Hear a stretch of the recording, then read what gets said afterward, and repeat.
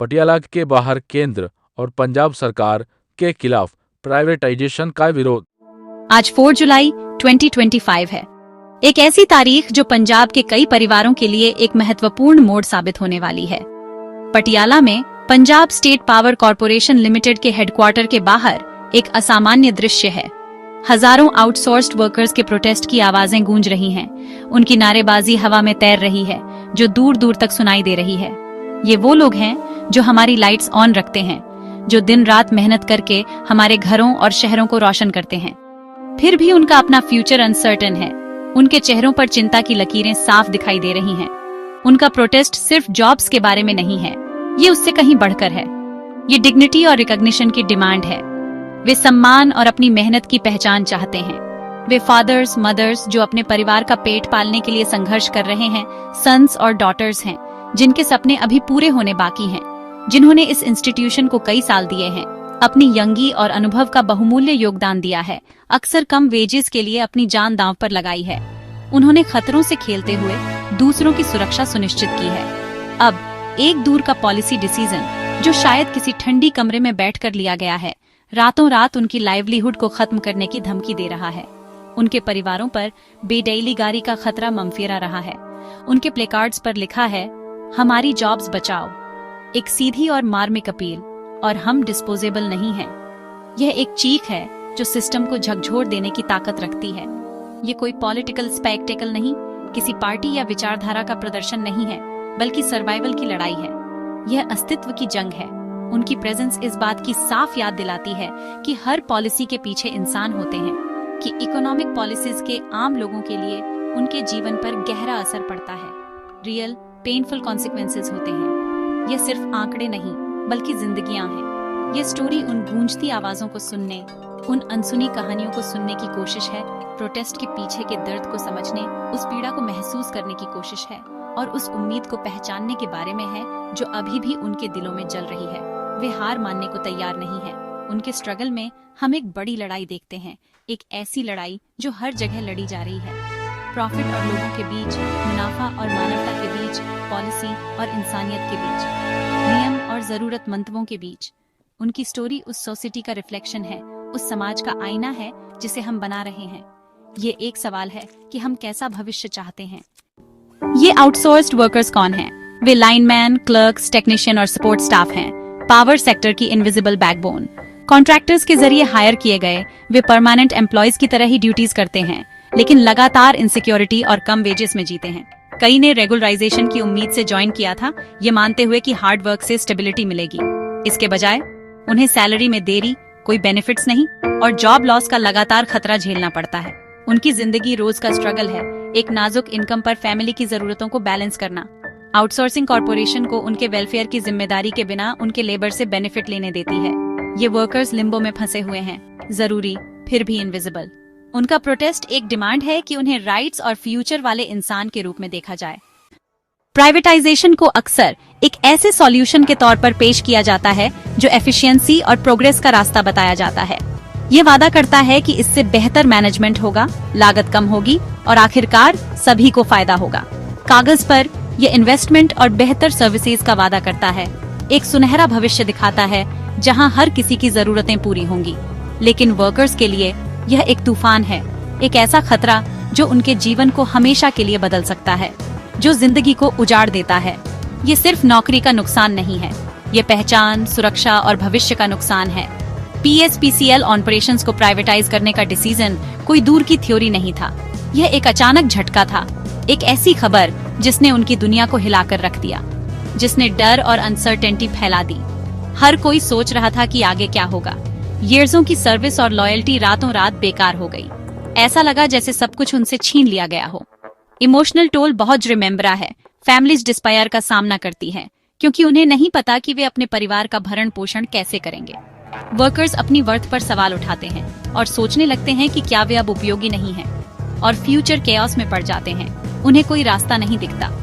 Privatisation profits की बात करता है, लेकिन इंसानी तकलीफों की कीमत को इग्नोर करता है। यह उन लोगों की कहानियों को अनदेखा करता है जो सबसे रिमेम्बरा प्रभावित होते हैं। पटियाला में हजारों लोगों के लिए ये मॉडर्नाइजेशन नहीं है, यह इनसिक्योरिटी में एक छलांग है। यह एक ऐसा जोखिम है जिसके परिणाम विनाशकारी हो सकते हैं। पॉलिसी कागज पर साफ सुथरी, उनकी जिंदगी में एक विनाशकारी तूफान बन गई है। यह एक ऐसा तूफान है जिससे उबरना बहुत मुश्किल होगा। वे अब इसके मलबे से बचने के लिए लड़ते हैं, अपनी आजीविका और अपने सम्मान के लिए संघर्ष करते हैं और हमें याद दिलाते हैं कि अगर लोग टूट जाएं तो इकोनॉमी थ्राइव नहीं सकती। एक मजबूत अर्थव्यवस्था के लिए खुशहाल और सुरक्षित कार्यबल की आवश्यकता होती है। यह पॉलिसी के पीछे की इंसानी कहानी है। यह उन लोगों की कहानी है जो सिर्फ नंबर नहीं है बल्कि इंसान है। हर प्रोटेस्ट का एक ब्रेकिंग पॉइंट होता है। PSPCL के आउटसोर्स्ड वर्कर्स के लिए यह तब आया जब प्राइवेटाइजेशन एक रियलिटी बन गया, सिर्फ एक अफवाह नहीं। ईयर्सों की कम वेजेस और टूटे वादे तब रिमेम्बरा हो गए जब जॉब लॉस का खतरा मंफेराने लगा। चुप्पी का मतलब सरेंडर था, इसलिए उन्होंने टूल्स छोड़कर प्लेकार्ड्स पकड़े और सड़कों पर उतर आए। ऑर्गेनाइज करना मुश्किल था, बिखरे हुए वर्कर्स, कोई स्ट्रॉन्ग यूनियंस नहीं, लेकिन शेयर की गई मुश्किल से यूनिटी बढ़ी। लाइफ आवर्स उभरे, रिसोर्सेज को पूल किया गया और उनकी कहानियां पैम्फलेट्स और सोशल मीडिया के जरिए फैल गईं। प्रोटेस्ट साइट सॉलिडेरिटी की जगह बन गई, जहां अलग थलग शिकायतें एक पावरफुल कोरस बन गईं। उन्होंने स्कूल फीस, मेडिकल बिल्स और लॉन्स की बात की, स्टैटिस्टिक्स के पीछे रियल लीव्स। उनका प्रोटेस्ट एग्रेशन नहीं बल्कि डिस्पिरेशन है, एम्पैथी और जस्टिस के लिए एक अपील। रेजिस्टेंस की चिंगारी अब हमारे लेबर सिस्टम के डार्क कॉर्नर्स पर इल्यूमिनेटी डाल रही है। ये वर्कर्स क्या चाहते हैं? उनकी डिमांड सिंपल है, डिग्निटी, सिक्योरिटी और फेयरनेस। वे प्राइवेटाइजेशन को तुरंत रोकने और एसेट्स के रूप में रिकॉग्निशन की मांग करते हैं, लाइबिलिटीज के रूप में नहीं। ईयर्सों की सर्विस के बाद वे रेगुलराइजेशन चाहते हैं, परमानेंट जॉब्स, स्टेबल सैलरी और basic benefits. Way equal pay for equal work की मांग करते हैं, परमानेंट स्टाफ के साथ वेज डिस्पैरिटी को खत्म करना। यह सिर्फ पैसे के बारे में नहीं है, यह उनकी वैल्यू को अफर्म करने के बारे में है। फाइनली वे टेबल पर एक सीट चाहते हैं, गवर्नमेंट और मैनेजमेंट के साथ रियल डायलॉग। उनकी डिमांड्स ह्यूमन लेबर पॉलिसी के लिए एक ब्लूप्रिंट है। कोर में वे रेस्पेक्ट और एक फ्यूचर चाहते हैं जिस पर वे भरोसा कर सकें। गवर्नमेंट ने कैसे रिस्पॉन्ड किया है? सिंपैथी, कमिटीज और वॉटवों के साथ, लेकिन कम एक्शन के साथ। वर्कर्स के लिए ये एश्योरेंसेस लूज खले लगते हैं, वादे और धोखे के पिछले साइकिल्स की तरह गूंजते हैं। गवर्नमेंट फिस्कल डिसिप्लिन और इकोनॉमिक नेसेसिटी का हवाला देती है, प्राइवेटाइजेशन को अनअवॉइडेबल बताकर सही ठहराती है, लेकिन यह नैरेटिव इंसानी कीमत को इग्नोर करता है। क्या कोई स्टेट प्रॉस्पर कर सकता है अगर उसकी पॉलिसीज सिटीजन्स को गरीबी में धकेलती हैं? गवर्नमेंट का फोकस बैलेंस शीट्स पर है, जो इंसानी जिंदगी के बैलेंस को नजरअंदाज करता है। हर दिन बिना किसी सॉल्यूशन के प्रोटेस्टर्स का रिजॉल्व मजबूत होता जाता है। उनकी लड़ाई सिर्फ एक पॉलिसी के खिलाफ नहीं है, बल्कि एक माइंडसेट के खिलाफ है जो लेबर को डिस्पोजेबल मानता है। वे जेन्युइन एंगेजमेंट का इंतजार करते हैं और रिमेम्बरा लूज क्लेवाटवों का नहीं। प्रोटेस्ट का इम्पैक्ट पटियाला की सड़कों से कहीं रिमेम्बरा दूर तक फैलता है। फैमिलीज एंजाइटी में जीती हैं, बच्चों की एजुकेशन रिस्क पर है और लोकल बिजनेस को नुकसान होता है क्योंकि इनकम सूख जाती है। इकोनॉमिक डिस्ट्रेस फैलता है जिससे पूरी कम्युनिटीज प्रभावित होती है। प्रोटेस्ट दूसरे सेक्टर्स में आउटसोर्स्ड वर्कर्स के साथ भी रेजोनेट करता है, कॉन्ट्रैक्ट लेबर की वाइड स्प्रेड प्रिकेरियटी को उजागर करता है। इसका आउटकम एक प्रेसिडेंट सेट करेगा, या तो दूसरों को अपने राइट्स की मांग करने के लिए इंस्पायर करेगा या फ्यूचर स्ट्रगल्स को डिस्करेज करेगा। आम सिटीजन्स के लिए प्रोटेस्ट प्राइवेटाइजेशन पर डिबेट को डेली मर्रा की जिंदगी में लाता है, पॉलिसी को रियल कॉन्सिक्वेंसेज से जोड़ता है। यह हमें सवाल करने पर मजबूर करता है कि क्या प्राइवेटाइजेशन सचमुच पब्लिक गुड की सेवा करता है। प्रोटेस्ट एक पब्लिक लेसन है। इस डिबेट में हर कोई एक स्टेक होल्डर है। संकट को समझने के लिए हमें वर्कर्स को खुद सुनना होगा। उनकी कहानियों में सच्चाई छिपी है, उनके अनुभवों में समाधान की कुंजी है। बलविंदर सिंह 12 साल से लाइनमैन, एक ऐसा व्यक्ति जिसने अपना जीवन बिजली के तारों को दुरुस्त करने में बिताया है। मैंने स्टॉर्मों में अपनी जान दांव पर लगाई है ताकि बिजली चलती रहे। हर बार जब आंधी तूफान आया, मैं अपनी जान जोखिम में डालकर लोगों के घरों को रोशन करता रहा। अब मुझे बताया जा रहा है कि मैं सरप्लस हूँ, मेरी सर्वों की अब कोई आवश्यकता नहीं है, ऐसा कहा जा रहा है। मैं अपनी बेटियों को कैसे बताऊं कि मेरा काम कुछ भी नहीं है? मैं उन्हें कैसे समझाऊं कि जिस नौकरी के सहारे हमने सपने देखे वो अब हमसे छीनी जा रही है? Jaspreet Kaur, data entry operator, जो ईयर्सों से दफ्तर के काम को सुचारू रूप से चलाने में मदद कर रही है। हम परमानेंट स्टाफ जैसा ही काम करते हैं, लेकिन आधी सैलरी और कोई सिक्योरिटी नहीं मिलती। हम भी उतनी ही मेहनत करते हैं, लेकिन हमें वो सम्मान और सुरक्षा नहीं मिलती जिसके हम हकदार हैं। हमसे रेगुलराइजेशन का वादा किया गया था, अब यह भी छीना जा रहा है। हमसे कहा गया था कि हमारी नौकरी पक्की हो जाएगी, लेकिन अब वो वादा भी टूट गया है।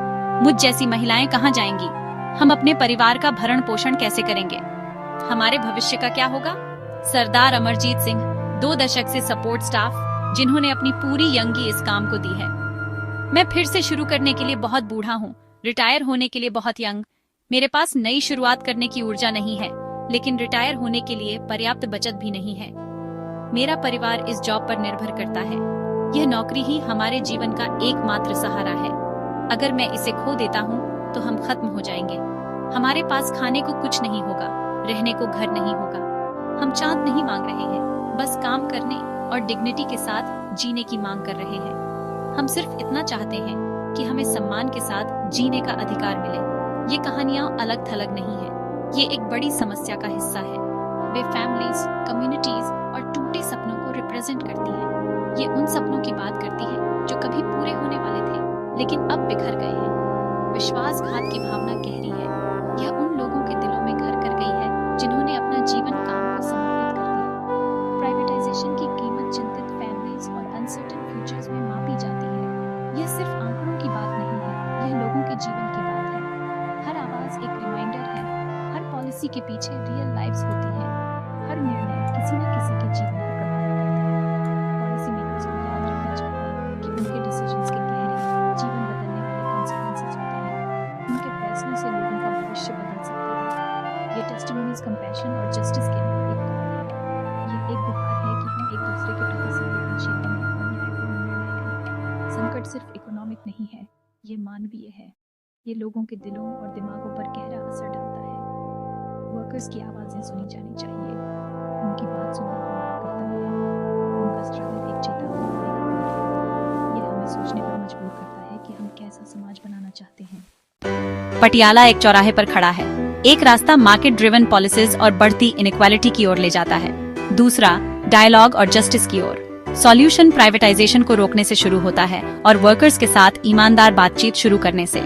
लंबे समय से सर्विस कर रहे स्टाफ को रेगुलराइज करना और equal pay for equal work को लागू करना ट्रस्ट और स्टेबिलिटी को बहाल कर सकता है।